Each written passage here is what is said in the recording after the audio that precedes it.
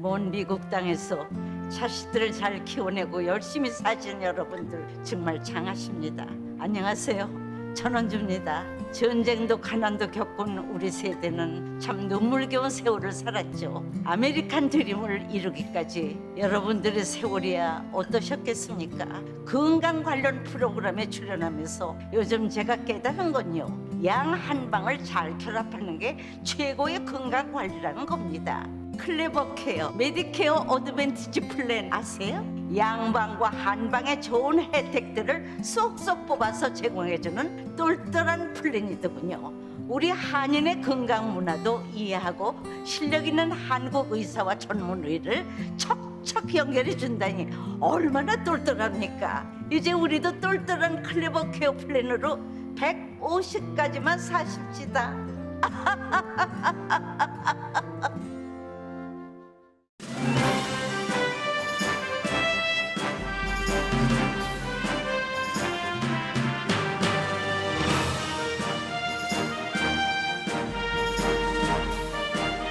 행복한 4월 마음 따뜻하게 보내세요. 라디오 서울이 함께합니다. 강혜신의 오늘의 미국.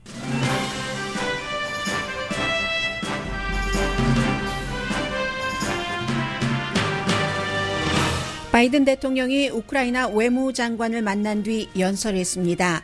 푸틴은 우크라이나에 대한 거대한 야망을 실현하는 데 실패했고 미국은 추가로 8억 달러를 우크라이나에 지원한다고 밝혔습니다. 푸틴 러시아 대통령은 전략적 요충지인 마리우폴을 장악했다고 주장하지만 우크라이나와 바이든 대통령은 아직 마리우폴은 함락되지 않았다고 밝혔습니다. 미국인 56%는 여행객들의 마스크 착용 의무화를 지지하고 스몰 비즈니스 업주는 34%가 업소에서 마스크 착용 의무화를 지지합니다. 플로리다주 상원이 사회 이슈로 인해 디즈니랜드에 부여한 특별 지위를 없애는 안에 찬성했습니다. 디즈니랜드도 잃을 게 있지만 더 많이 잃는 측은 플로리다 정부와 납세자라고 로스앤젤레스 타임즈가 분석했습니다.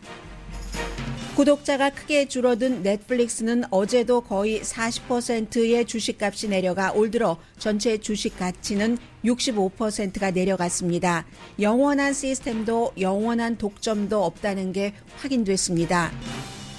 내일은 지구의 날입니다. 기후 변화를 잡고 친환경 정책을 펼친다는 바이든 대통령의 공약이 제대로 펼쳐지지 못하고 있습니다. 공화당의 상하원 지도자들이 1월 6일 폭동 사건 이후 트럼프 전 대통령은 분명한 탄핵감이라고 개인적으로는 말했으면서도 그에게 굴복했다는 주장이 담긴 책이 화제입니다. 프랑스가 대통령 결선을 앞두고 마지막 후보 토론을 했습니다. 이마뉴엘 마크롱 현 대통령이 바짝 그를 뒤쫓아온 극우 마린 르펜 후보가 러시아 은행에서 거액의 대출을 받은 걸 비난한 게 하이라이트입니다. 여러분 안녕하십니까? 오늘의 미국 강혜신입니다. 제가 오늘 방송 시작하기 전에 큰 실수를 하나 했잖아요. 뭐 그다지 중요한 것은 아니라고 보여지기도 합니다만은 바이든 대통령이 오늘 아침에 한 7분 더 되네요. 연설을 하고 그리고 기자들의 질문을 할 2가지 받았습니다. 오늘 바이든 대통령의 연설은 무엇을 말하는 것이냐면 곧 우크라이나 전쟁이 미국의 전쟁이라는 것을 처음에는 상징적으로 누구나 다 러시아와 미국 사이의 전쟁이라는 것은 알지만 그래도 후방이었는데 이제는 우크라이나 전쟁이 미국의 전쟁이다 하는 것을 그대로 보여준 그 같은 그 연설이었습니다. 우선 오늘 그 우크라이나의 데니스 슈미할 재무장관이 미국에 와서 대통령을 먼저 만났고 지금은 이제 그 낸시 펠로시 하원 의장이나 재무장관도 만날 그 스케줄이 돼 있고요. 그리고 다른 장관들도 만납니다.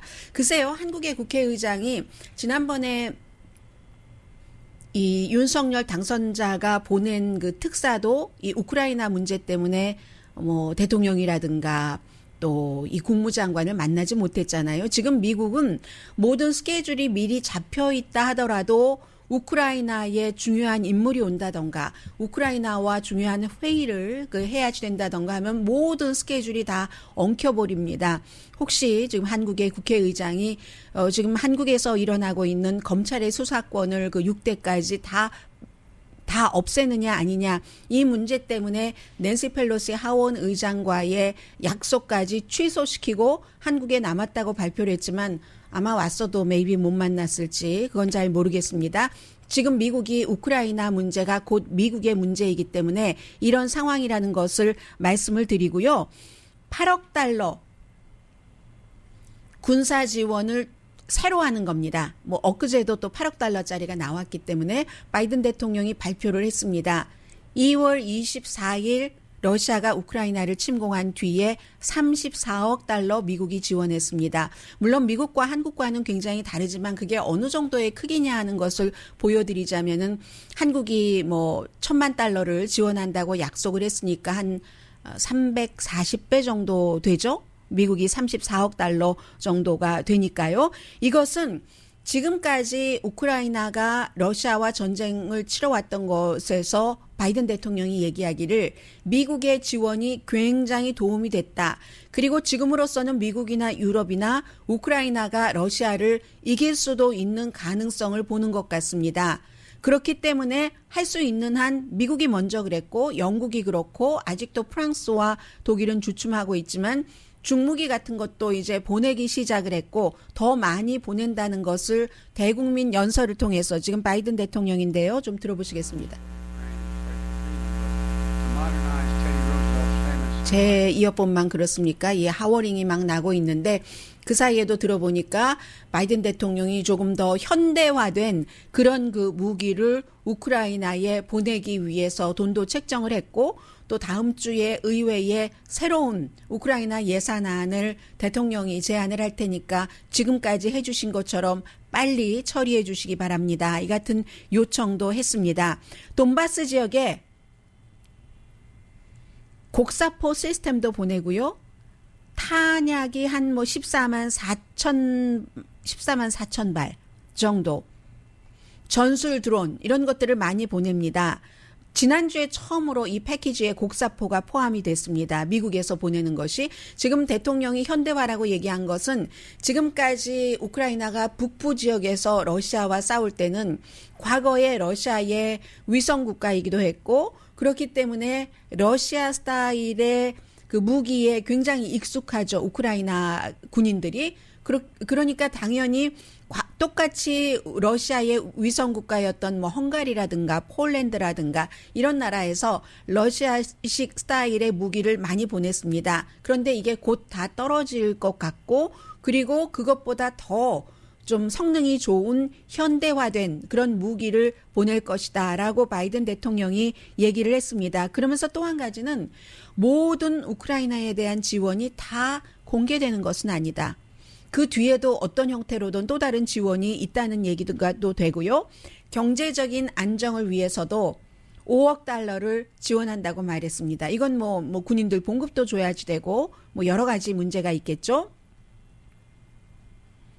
미국에서는 이제 더 이상 공격용 무기를 지원하는 것이 큰 그 부담이 아닌 것처럼 됐습니다. 이건 이제 미국의 민주당도 그렇고 공화당도 그렇고 전부 일단은 러시아와의 전쟁에서 어떻게 하면 조금이라도 더 푸틴에게 타격을 주는가 하는 의견 일치가 있기 때문에 그렇고요. 해서 푸틴 대통령에게 주는 메시지도 오늘 바이든 대통령이 연설에서 발표를 했습니다. 21세기에 이게 말이 돼? 마리우폴 같은 데서 아직도 사람들을 휴전할 때 뭐 약속을 했었던 뭐 밖으로 나갈 수 있게 러시아군이 협조를 안 한다는 겁니다. 여전히 버스가 뭐 수십 대가 갔다가 넉 대가 갔다가 개인 자동차가 있었던 사람은 초기에 조금 빠져나갔지만 그렇지 않고는 지금 꽉 갇혀 있다. 이게 야만적인 것이 아니고 무엇이냐라는 얘기도 했고요. 그리고 마지막에는 미국 국민에게도 대통령이 감사하다고 했습니다. 러시아의 침공을 받아서 물론 용기 있는 우크라이나 국민들과 군인이 이 같은 그 항전을 하고 전투를 잘 치러주고 있는데 거기에 대해서 미국 국민들도 여러 가지 그 상황을 감안을 해서 우크라이나를 지원해야 된다 하면서 지원하는 것 너무 감사합니다. 그리고 우리의 책임이기도 합니다. 라고 말했습니다. 바이든 대통령이 푸틴을 티라니, 폭군이라고 얘기하면서 폭군의 폭정을 막는 것은 미국이라는 국가의 책임입니다. 그 폭정을 용납하지 않는 건 하면서 지금부터도 가장 중요한 것은 단결이다라고 얘기를 했습니다. 그래서 이 단결이라고 그 말씀드릴 수 있는 것은요, 결국은 그 여기까지 왔으니까 더 좋은 현대화된 중무기를 더 많이 우크라이나에 보내야지 된다. 뭐 이렇게 생각을 하시면은 될 것 같고요. 이미 미국과 영국과 캐나다가 중무기를 보내고 있으니까 전쟁이 길어지면서 또 우크라이나에 이득이 되는 게 폴란드 쪽에서 국경을 접하고 있으니까요. 우크라이나 쪽으로 이 같은 그 물자를 공급을 하는 그 통로가 완전히 지금 아주 잘 닦여져 있다는, 공급망이 잘, 그 군수물자 공급망이 구축돼 있다는 게 지금 뭐 괜찮은 일이고요. 이렇게 돼서 무기가 서방 세계에서 계속 보내지고, 그러고 나면은 이게 푸틴이나 시진핑 주석이 상상하지 못했었던 일이잖아요. 어차피 러시아가 금방 우크라이나를 콱 잡아먹어 버릴 것이기 때문에 서구도 그러면 어차피 러시아가 이기는데 우리가 왜 도와 하면서 모래알처럼 흩어질 줄 알았는데, 아니 이게 웬걸? 이렇게 해서 무기가 계속 공급되고 시간이 얼만큼이 지나가더라도 미국이나 다른 나라가 경제적인 희생을 감수하면서 우크라이나를 지원하게 되면 러시아가 힘들어집니다. 러시아는 전쟁 이전에도 경제 규모가 한 뭐 스페인 정도밖에 되지 않았는데 계속 나토 연합과 미국이 우크라이나에 이제는 현대화된 중무기까지 지원을 한다면 러시아가 계속 그 무기를 그쪽으로 그 댈 만한 경제적인 그런 그 능력이라고 할까요? 이런 것들이 굉장히 그 줄어들게 되고, 그렇게 될 때는 우크라이나가 나중에 물론 굉장한 피해가 있지만 스스로 우리가 서구식의 민주주의를 택할 것인가 아니면 러시아가 원했던 푸틴을 따라갈 것인가를 스스로 결정을 하게 되고, 그렇게 결정하는 것이 우크라이나만 가지고 하는 게 아니라 이렇게 미국 대통령이 오늘 연설하는 것처럼 서방 세계가 다 그 필요한 거고요. 어제 이제 그 블라디미르 푸틴 러시아 대통령이 미국과 유럽을 위협했죠. 뭐라고 위협했냐면, 이 내용은 미국은 아무렇지도 않게 받아들이는데 코리안 아메리칸으로서는 조금 다르구나, 그 반응이 라고 볼 수 있습니다. 러시아가 대륙간 탄도미사일을 시험했습니다. 그리고 뭐 여러 개의 핵탄두를 동시에 장착할 수 있는 탄도미사일 테스트를 하고 성공했다고 했습니다. 그러면서 푸틴이 직접 얘기한 게, 봐라, 봤지? 미국, 유럽, 우리 이런 것 있고, 성공하잖아. 그러니까 뭐 어떻게 알겠어? 뭐 이런 형태로 했습니다. 그 사르마트 대륙간 탄도 미사일이었는데, 미국 국방부는 여기에 대해서 뭐라고 얘기하냐면, 북한은 그것이 성공했는지 성공하지 않았는지, 뭐 핵탄두가 하나가 될지 두 개가 될지, 이건 여러 개를 장착할 수 있는 건데, 그러면 이제 난리가 나고 큰일 나죠.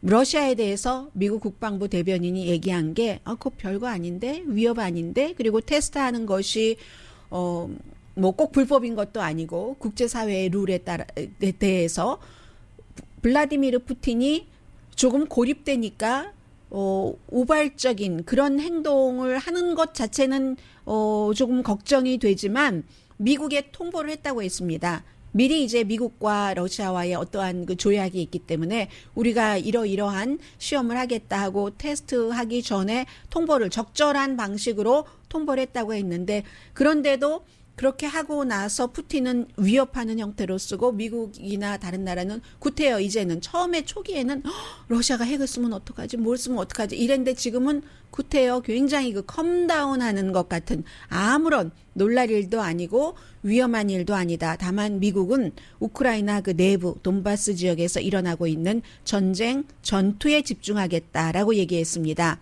그리고 돈바스와 서쪽에 이제 그 크림반도의 중간쯤에 있는 마리우폴, 약간 돈바스 쪽에 가깝겠네요. 마리우폴의 경우는 푸틴 대통령이 어제 완전히 장악을 했다, 이렇게 말했습니다. 푸틴 대통령도 KGB 출신으로 굉장히 언론을 잘 다루죠. 젤렌스키 대통령과는 다른 방식으로 잘 다루는데 어제 국방장관과 이렇게 얘기하고 미팅하고 하는 것을 국민들에게 쫙 보여주면서 하는 얘기가 마리우폴을 우리가 장악은 했는데 그 제철 공장에 제철소에 우크라이나 군인들도 있고 민간인 있다는 얘기는 안 했습니다. 그 제철 공장에서 뭐 그 군인들이 저항하고 있다는 보고를 받은 뒤에 푸틴 대통령이 한 얘기가 거기를 습격할 필요까지는 없겠다. 뭐 거기를 지하까지 기어가서 습격을 하는가. 습격하지 말고 그냥 완전 봉쇄를 해버려라. 파리 한 마리도 밖으로 나오지 못하도록, 탈출하지 못하도록. 그러면서 이제 마리우폴을 완전 장악했다니까 바이든 대통령이 오늘 기자들의 질문을 받고 그게 장악한 것이냐. 안에 그 시민들을 가둬놓고 나가지도 들어오지도 못하게 하고 있고 그 제철소 안에서 제철소에서 일하던 근로자도 거기에 있고 또 군인들도 해병대원들도 거기에 있고 완강하게 저항을 하고 있는데 마지막 거점인 거죠. 마지막 거점이 탈환이 돼야지 이제 그 마리우폴에서 승리했다고 주장할 수 있다는 게 우크라이나와 미국 바이든 대통령의 얘기고요. 어떻게 될지 모르죠.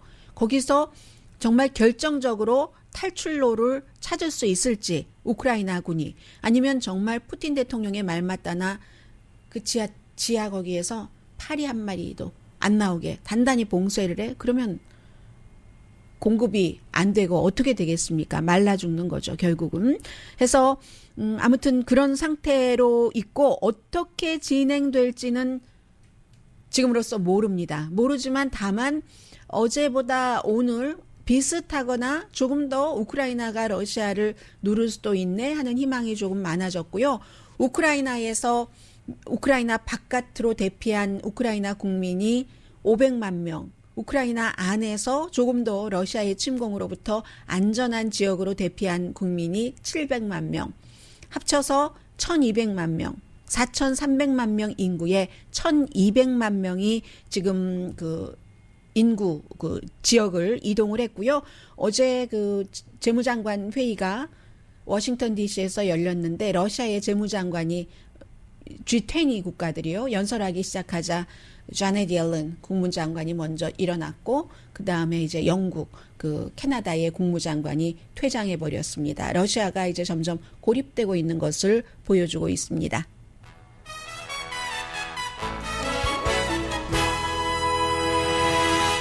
오늘의 미국은 건강하고 아름답게 유한 건강생활 셀리온 전문가가 추천하는 이민법 가정법 전문 제인정 종합법률사무소 코지다운 갤럭시 이불은 잠이 솔솔 오게 하는 기능성 거위털 이불 거위털 이불 전문회사 코지다운 친절하고 자세한 상담으로 절개를 최소화하는 복강경 수술 전문 장지아 외과 매일 아침 재래식으로 직접 만드는 검정콩 생순두부 수라원 순두부 덜마지 울세라 MRT 특별 패키지로 여러분의 아름다움을 지켜드리는 미러클 레이저 클리닉 차원이 다른 샴푸형 흰머리 염색약 수화연을 핫세일 중인 한국 홈쇼핑 공동폰입니다. 잠시 뒤에는 오랜만에 이제 미국의 그 각 주에서 자치적으로 디즈니 같은 곳이니까 그렇게 하겠죠. 자치적으로 그 운영을 할 수 있도록 그것을 허용을 해주고 그게 이제 주정부와 그 회사가 다 좋으니까 그렇게 했겠죠. 반세기를 해오다가 이것을 안 하겠다고 했을 때 누가 더 손해일까? 미국은 그런 것도 있구나라는 것과 여러 가지 그 내용을 또 디즈니랜드는 여러분들과 저는 그렇게 가깝진 않지만 가깝게 늘 느끼는 그 놀이공원이기 때문에 그것을 통해서 미국을 조금 보겠고요. 또 이제 마스크 문제 등 전해드리겠습니다.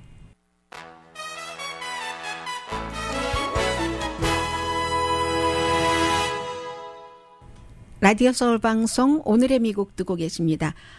어제 그 러시아가 대륙간 탄도미사일을 발사했다 하는 그것과 함께 또 하나가 잠깐의 뭐 어떤 해프닝이라고 말씀드릴 수 있겠죠. 1월 6일 딱 지난번에 그 사건이 있었기 때문에 막 의사당 위에 비행기가 떠다니고 비행 금지 구역이잖아요. 당연히 막 대피하고 그랬습니다. 그랬더니 결국은 나중에 보니까 무슨 육군의 낙하산 부대 훈련하러 뭐 어디 다른 곳으로 가는데 이렇게 했다 해서 미리 뭐 의사당에 알려주지도 않았었고 그런 것들이 좀 너무 그 아마추어적이었다 해서 지금 비난을 조금 받고 있습니다. 그래서 별일 아니었다는 것 말씀드리고요. 1월 6일 공격 사건 이후에는 특별히 이 항공 관련 위협에 대해서 더 철저하게 뭔가를 하고 있는데 이게 뭐 낙하산 타고 내셔널 파크로 이동하는 미군 그 부대였다는 뭐 별것 아니었던 내용이고요. 그리고 이제 미국 사람들이 그 비행기, 열차, 버스 안에서 마스크 착용 의무화를 연방 그 판사가 하지 말아라 한 뒤에 지금 그렇게 되고 있는데 대부분의 로컬 지역에서도 그렇고 항공사도 그렇고 기본적으로는 이제 날마다 출퇴근을 해야지 되는데 버스가 편해서 지하철이 편해서 타고 다니시는 분들도 계시지만 자동차를 살 돈도 없고 운영하는데 비싸니까 돈을 절약하기 위해서 대중교통수단을 타고 다니는 그런 분들도 많으십니다. 그런 분들은 좀 위험한 거죠. 불편한 거죠. 그 면이 하나가 있고 그리고 국방부에서 뭐 예상했었던 대로 항소를 했습니다. 질병통제국이 아직까지는 미국의 그런 공공 그 교통시설에서는 마스크를 쓰는 것이 훨씬 안전하다라고 얘기를 했기 때문에 그리고 뭐 결과가 언제 나올지 모르고요. 어차피 이게 5월 3일까지 이 마스크 착용 연장이 되는 날짜가 5월 3일이었기 때문에 오늘 며칠이죠? 4월 21일입니다. 그래서 뭐 아주 길게 그렇게 적용되는 것은 아니었는데 현실적으로는 그렇지만 상징적으로는 연방질병통제국이라는 보건 전문 기구에서 전문가들이 쭉 여러 가지 데이터를 얼마나 많이 받겠습니까? 그 데이터 패턴과 의료진도 있겠지만 거긴 분명히 통계학자, 수학자들도 있었을 테고 이게 이 정도면 이렇게 해서 아직은 마스크 쓰는 것이 괜찮다라고 판단을 해놓은 것을 비상 조치를 한 것을 의료계와 통계와 전혀 상관이 없는 그것도 별 경험이 없는 연방 판사 한 명이 다 걷어내라 하는 여기에 대한 것 때문에 항소를 했겠죠. 앞으로도 이런 일들이 많이 일어나지 않도록 방지하기 위한 목적이 더 컸을지 모릅니다. 그리고 AP와 이제 그 노크 그 보건 연구 이 여론센터에서 같이 조사를 해봤더니 사람들이 아직까지는 비행기 탈 때 마스크 쓰는 것을 지지합니다 하는 사람이 56%, 기차나 버스도 마찬가지고요. 반대하는 사람 20%. 전 의견 없습니다 하는 사람 24%. 그런데 반대하는 사람들이 가장 많이 하는 얘기가 뭐냐면요. 아니 누가 쓰지 말래? 선택이라잖아. 비행기 탈 때, 버스, 열차 탈 때 당신은 쓰세요. 나는 안 쓸게요. 이렇게 얘기를 하고 그리고 두 사람 다 안 쓰는 것보다는 한 사람 쓰는 것이 훨씬 안전하니까 나의 안 쓸 권리를 인정하세요. 그분들은 이제 그렇게 얘기를 하는 거고요. 그리고 이번 여론조사는 하나는 이 점은 말씀드려야지 되겠네요. 지난 목요일부터 이번 주 월요일까지 1,085명을 대상으로 조사를 했으니까 연방 판사의 판결이 나오기 직전이죠. 직전이니까 판결이 나온 뒤에는 뭐 여론이 조금 바뀔 수도 있겠습니다만은 1,085명을 대상으로 했기 때문에 표본이 그다지 많지는 않은 편이고 오차 범위는 3.9%포인트로 잡았습니다. 그래서 아무튼 그 법무부가 항소를 했고요.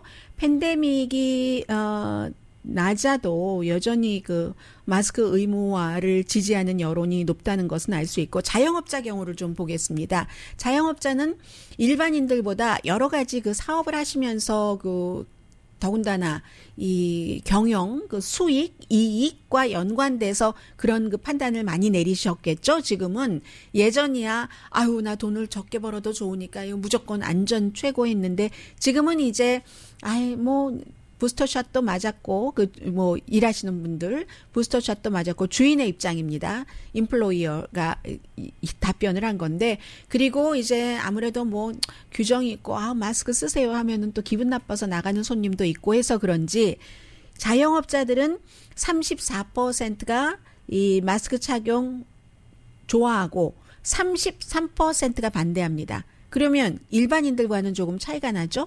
마스크를 착용하지 않아도 좋아요 하는 그런 그 스몰 비즈니스 업주들이 더 많으신 겁니다. 의견 없음이 더 많아요. 일반인들에 비해서 33%.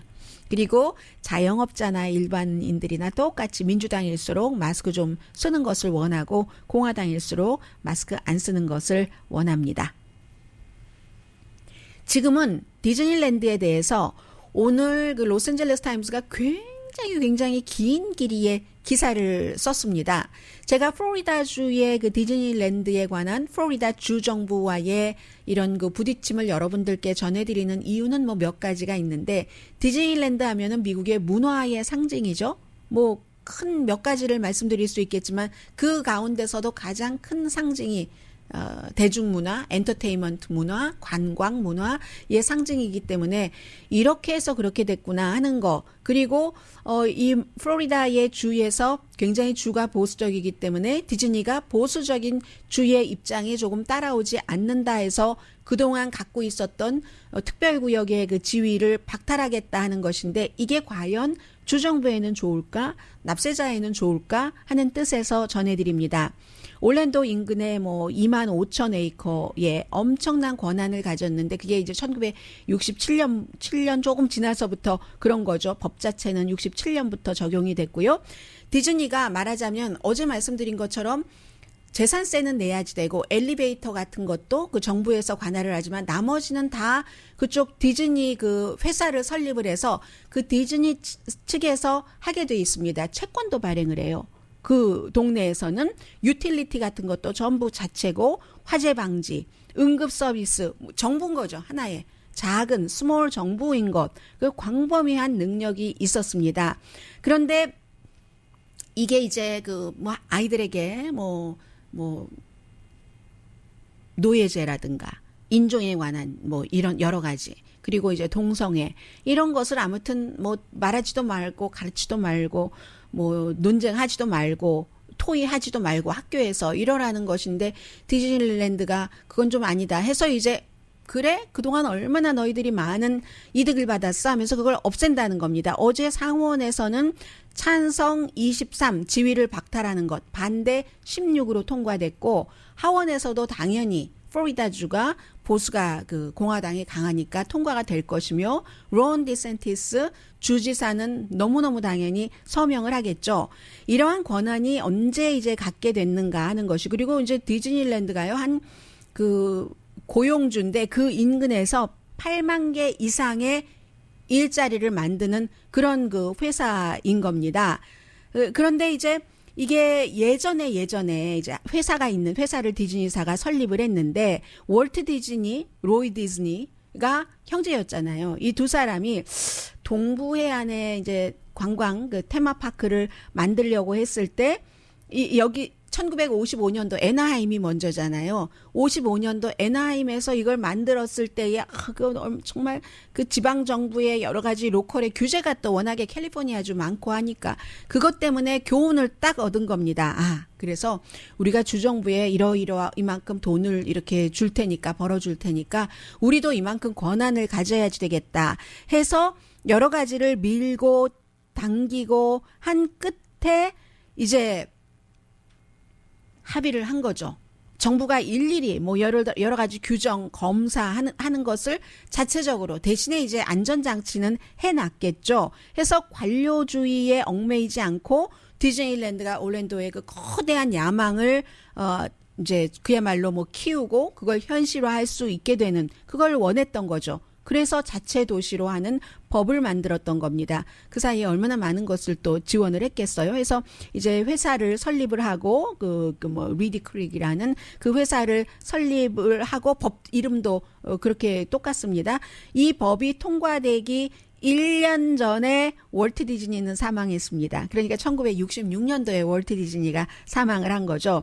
그리고 월트 디즈니 그 월드 리조트는 1971년도에 법이 통과되고 나서 막 여러 가지를 만들고 71년도에 올랜도에 만들어졌고, 애나하임은 55년도고요. 그래서 이제 이 지역에서 소방, 뭐 수도 시스템, 홍수 통제 시스템, 뭐 전기 생산까지를 다 디즈니랜드가 관리를 하고 있는데 테마파크가 4개나 있잖아요. 거기 뭐 2개의 워터파크도 있고 스포츠 단지도 있고 도로도 뭐 175마일 정도나 길이가 된다고 하고 뭐 호텔 객실 뭐 4만 개도 넘고요. 수백 개의 레스토랑 뭐 스몰 비즈니스 다 디즈니가 관리를 하고 있는데 말하자면 로스앤젤레스의 시의원이 15군데로 나뉘어서 15명이잖아요. 그쪽 디즈니레가가 관리하는 데는 따로 시의원이 5명이 있습니다. 그래서 모든 것을 관리 감독을 하는데 이 모든 것을 이제 너희 하지 말아라 하는 것을 어제 그 통과를 시킨 겁니다.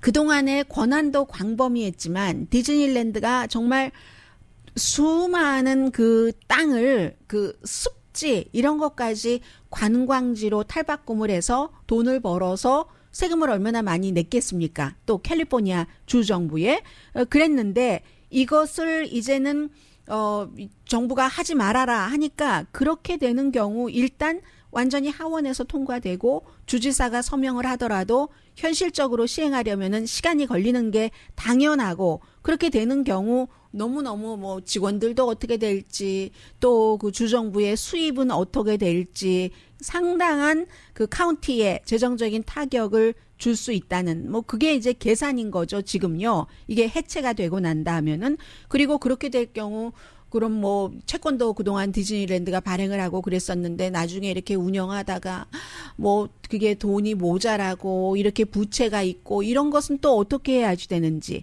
그거 납세자에게 다 넘어간다는 거거든요. 지금도 뭐 한 20억 달러 그 부채가 있는데 그럼 뭐 오렌지 그쪽과 또한 그 옆 동네 주민들에게 다 그것을 이제 서둘러서 줘야지 된다는 거잖아요. 그렇기 때문에 이런 여파도 불확실하고 디즈니랜드도 당연히 여기에 대해서 반격을 하겠죠. 디즈니랜드가 그 반세기 동안 갖고 지켜왔었던 그러한 권한을 쉽게 놓지는 않지 않겠어요? 더군다나 1996년부터 2021년까지만 계산을 해도 한 5천만 달러 정도는 지역 정치인에게 특히 이제 그 지역이 공화당 지역이니까 공화당 정치인에게 돈이 많이 그 후원이 됐겠죠. 그런 디즈니의 정치계와 연관된 역사도 있고 해서 일단은 그 론 디센티스 주지사는 내가 좀 대통령 후보가 돼봐야지 되겠어 하면서 여러 가지를 사회적인 이슈를 끌고 들어와서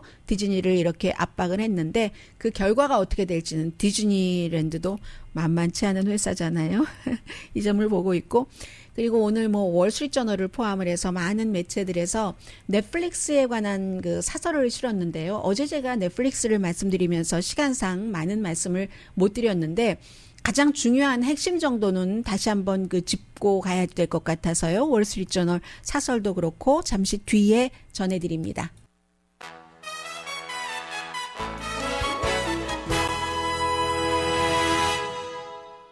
라디오 서울 방송 오늘의 미국 듣고 계십니다. 네, 넷플릭스 신청해서 보시는 분들 많으시죠? 요즘에는 뭐 애플 플러스도 많이 보시는데 특히 이제 빠찡코 때문에 빠찡코가 근데 일주일에 한 편씩 내놓으니까 4월 말에 끝난다고 하니까 저는 지금 시작하려고 합니다. 그런데 원래 1월 달에 넷플릭스가 우리 조금 뭔지 좀 힘들 것 같아. 가입자를 그다지 많이 추가하지는 않을 것 같아. 뭐 한 분기에 뭐 250만 가입자를 추가한다고 했던가요? 했는데 오히려 이게 줄어들었잖아요. 20만 명이 줄어들고 여기에도 러시아가 들어갑니다. 러시아 가입자가 70만 명이 지금 넷플릭스뿐만이 아니라 미국의 거대 기업들은 큰 회사들은 거의가 미국의 그 러시아 그 제재에 해야지 된다 할 수밖에 없는 분위기니까 그렇잖아요. 하니까 70만 명 정도가 빠졌으니까 이게 거기서 70만 명 다른 데서 해서 20만 명이 마이너스가 났고 다음 분기에는 또 200만 명이 독자 수가 줄어들 것이다 하는 거잖아요. 오늘 그 월스트리트저널 사설을 보면은 기본적으로는 팬데믹에서 사람들이 해방돼서 넷플릭스를 덜 본다. 여러분들 짐작하시죠? 뭐 오징어 게임이라든가 지옥 이런 게 한창 팬데믹 때였기 때문에 너도 보고 나도 보고 다 봤던 그런 그 타이밍도 있었고요. 인플레이션 지금 얼마 전에 올랐던데요. 저도 잘 모르겠어요. 15달러 49센트가 맞나요? 그 정도가 처음에는 뭐 10달러 정도였던가요? 이게 인플레이션 되면서 가격 올리고 하니까 그 정도 가치가 있나? 사람들이 생각을 한다는 거죠. 그리고 넷플릭스의 중요한 점은 독창적인 그 컨텐츠를 개발을 한다 해서 무슨 한국의 뭐 요즘은 뭐 일본의 어린아이에 관한 것들이 굉장히 인기가 있던데 독창적인 컨텐츠를 개발하려면 돈이 많이 들어야지 되잖아요. 제작비가. 그런 것들이 있고 해서 10년 전까지만 하더라도 넷플릭스가 그야말로 이 온라인으로 보는 스트리밍 이쪽에 독점을 했었는데 지금은 옛날의 거물이 지금 거물이 아니다 하는 것을 그대로 보여주잖아요. 특히 이제 아마존 같은 데도 무슨 뭐 무료로 볼 수 있는 것도 늘리고 HBO 맥스 같은 것 하는 것 해서 원래 1월 달에 예고를 했는데도 현실보다 나쁘다. 4월 19일 날 그렇게 얘기했고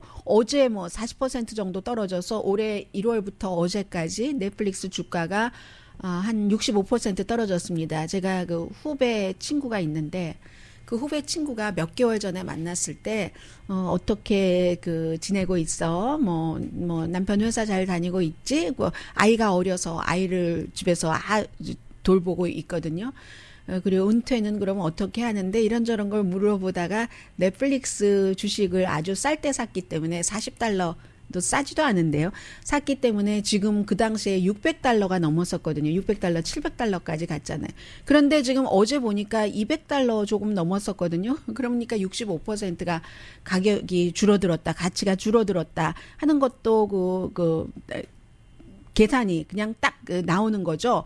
무엇보다도 여러 가지 그 러시아에서의 철수 같은 것도 있지만 아시아에서도 늘어나긴 늘어났습니다. 110만 명이 새로 늘어났지만 지난해 같은 기간보다는 늘어난 그 숫자가 적은 겁니다. 이제 팬데믹에서 일하러 나가고 있기 때문에 그 밖에 이제 선택권이 너무 많아졌고 애플 플러스를 포함해서 그런데 지금 전문가들이 생각하고 있는 가장 중요한 점은 이 스트리밍이라는 새로운 서비스에 대한 그 기대라고 할까요? 잠재적인 그 손님이 이 정도 있겠구나 하는 그 기대 수준이 너무 컸다는 거죠.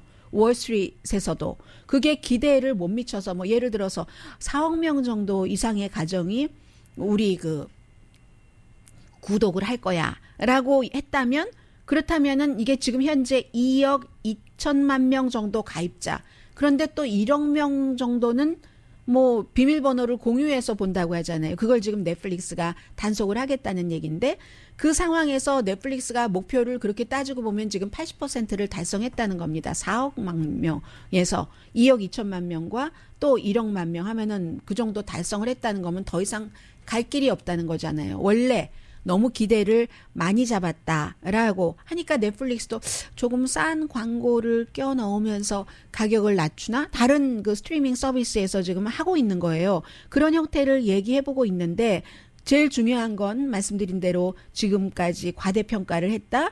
그리고 소비자들이 이런 생각을 한답니다. 여러분들은 어떠세요? 한 달에 $10 정도면 넷플릭스하고 애플 플러스하고 뭐 디즈니 이런 거 타고 또 하나 넣어서 한 $40 정도는 내가 엔터테인먼트에 할 수 있을 것 같다. 그런데 하나에 뭐 $16 하면은 이제는 다른 데가 더 싼데? 뭐 후발주자가 더 싼데? 이렇게 되는 거죠. 그런데 이제 여러분들께서 스트리밍 서비스를 보시는 분들은 아시겠지만 하나 가지고 완전하진 않습니다.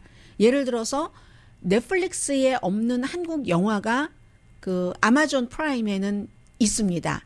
그리고 또 이게 요즘 또 애플 플러스도 나름대로의 장점이 있고 하기 때문에 하나만으로는 안 되니까 여러 개를 가질 수밖에 없고 유튜브의 경우도 우리가 좀 광고 좀 하고 무료로 하는 것을 늘리나 지금 이런 얘기들 많이 하고 있잖아요. 무엇보다도 인플레이션 돼서 쓰실 수 있는 돈이 적어지니까 아무튼 지금은 예전에는 넷플릭스였는데 이 디즈니 플러스, 훌루, 디스커버리, HBO 맥스, 파라마운트, 피카 너무너무 많아지니까 이렇게 됐다는 얘기 말씀드립니다. 그래서 결론적으로는 영원한 것도 영원하지는 않더라. 립스틱은 아니지만 이 넷플릭스의 프로그램이 그리고요 러시아산 명태 뭐 연어 같은 것들이 미국이 지금 그 수산업이 러시아에서 굉장히 중요하기 때문에 바이든 대통령이 금지시켰잖아요. 지금 한국에 러시아 배우는 것도 금지시킨다고 오늘 또 추가로 얘기를 하는데 금지했는데도 이게요, 미국에 들어오고 있는 그 어류들이 대체로 러시아산이 중국으로 가서 중간에 뭐 패키지라든가 뭔가를 하잖아요. 그러면 메이드 인 차이나가 될 수 있거든요. 이래서 아무런 혜택이 아니라 미국이 원하는 그 목표를 이루고 있지 못한다. 규정이 좀 까다롭지 않은 거죠. 이런 일이 일어날 줄 몰랐던 거죠. 그런 일들이 조금 있어서 아니 이 러시아가 우크라이나를 침공하고 나니까 우리가 이런 그 스토리까지 알게 되네요. 그 러시아 기업이 뭐 미국 기업도 마찬가지지만 가공하고 포장하고 할 때 중국을 많이 그 이용을 하거든요. 그리고 또 하나는 이제 프랑스 대통령 선거가 4월 24일 일요일입니다. 임마누엘 마크롱 그리고 마린 그 르펜이라는 아주 그 극우 아버지 때부터 이 두 사람인데 어제 이제 그 페이스 투 페이스 유일한 토론이 있었는데 그 토론에서 계속 임마누엘 마크롱이 강조한 게 이 마린 르펜의 당이 있는데 뭐 한국말로 하자면 뭐 국민 집회 랠리니까 그렇게 되나요? 아버지 때부터 그 당이었는데 이름을 바꿨어요. 이렇게 해서 이 당이 돈을 빌렸는데 얼마냐면 900만 유로 한 980만 달러 정도 됩니다. 러시아 은행에서 돈을 체코러시아 은행에서 빌렸다는 겁니다. 그렇기 때문에 르펜이 대통령이 되고 나면 블라디미르 푸틴과 만나서 뭐를 할 때 당당할 수가 없다. 이런 것으로 굉장히 공격을 했거든요. 이 마린 르펜도 토론을 무척 잘하는 정치인입니다. 그런데도 불구하고 어제 그 임마누엘 마크롱이 아주 그 프랑스 투어에서 딱 그 두 사람이 그 앉아서 인터뷰했던 것 같은데요.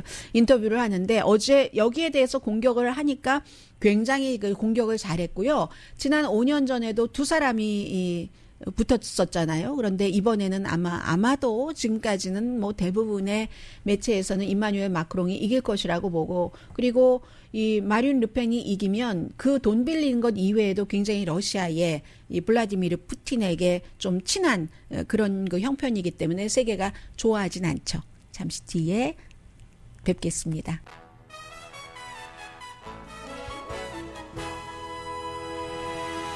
라디오 서울 방송 오늘의 미국 듣고 계십니다. 가끔 이제 미국에서 살다 보면 뭐 한국이 정하는 무슨 날, 미국이 정하는 무슨 날 이런 게 있잖아요. 그런데 내일 4월 22일 지구의 날은 한국과 미국이 똑같이 지구의 날입니다. 원래는 처음에 예전에 그 캘리포니아 주에서 막 오일 유출이 있고 난 뒤에 그때부터 이제 시작이 된 건데요. 그 정유회사가 U자로 시작되는 유니언이네요. 유니언 정유회사가 1969년도에 산타바바라 인근에서 이제 뭐 기름이 10만 배럴이 유출이 돼서 바다가 오염이 됐고 그 다음 해부터 캘리포니아주가 환경법안을 만든 거죠. 다 그런 일이 있으면 오히려 그 반대로 뭔가를 만들어서 캘리포니아주는 그 이후에 1969년 이후에 미국에서 어느 주보다도 환경에 앞서가는 주가 돼 있잖아요. 그렇게 된 그 지구의 날이 내일인데 바이든 대통령은 어느 정치인보다도 환경 변화, 뭐 기후 변화 지구를 깨끗이 하는 친환경 이런 것을 강조했는데 지금 못하고 있죠. 러시아 이런 그 우크라이나 침공 때문에 오히려 오일 생산을 더 하도록 허락을 할 수밖에 없는 그런 상태고 오늘 이제 오레곤주 포틀랜드를 방문을 하고 워싱턴주에 살고 계시는 분들 안녕하세요. 이 시애틀에 가서 내일은 제이 인슬리 주지사가 기후변화에 제일 목소리를 많이 내시는 분이잖아요. 그분과 여러 가지 얘기를 하면서 역풍도 있고 도전도 있지만 미국의 친환경 정책 같은 것은 앞으로도 계속 할 겁니다 하는 얘기를 내일 가서 할 것이라고 하고요. 오늘의 미국은 전문가가 추천하는 이민법 가정법 전문 재인정 종합법률사무소 전문가가 추천하는 이민법 가정법 전문 왜 두 번을 얘기를 하고 있죠. 건강하고 아름답게 유한 건강생활 셀리온 코지다운 갤럭시 이불은 잠이 솔솔 오게 하는 기능성 거위털 이불, 거위털 이불 전문회사 코지다운, 친절하고 자세한 상담으로 절개를 최소화하는 복강경 수술 전문 장지아 외과, 매일 아침 재래식으로 직접 만드는 검정콩 생순두부, 수라원 순두부, 떨마지 울세라 MRT 특별 패키지로 여러분의 아름다움을 찾아드리는 미러클 레이저 클리닉, 차원이 다른 샴푸형 흰머리 염색약 수화연을 핫세일 중인 한국 홈쇼핑 공동펀이었습니다. 10시에 좋은 아침 좋은 하루 방송됩니다. 마무리를 이렇게 하고 싶지는 않았는데요. 케빈 맥카티, 미치 매코넬, 공화당 상원 하원 원내 대표들이 전부 트럼프 1월 6일 그 의사당 사건 이후에 책임이 있어. 탄핵해야 돼. 하다가 사흘 만에 꼬리를 내렸다는 게 책에 나와서 화제입니다. 강혜신이었습니다.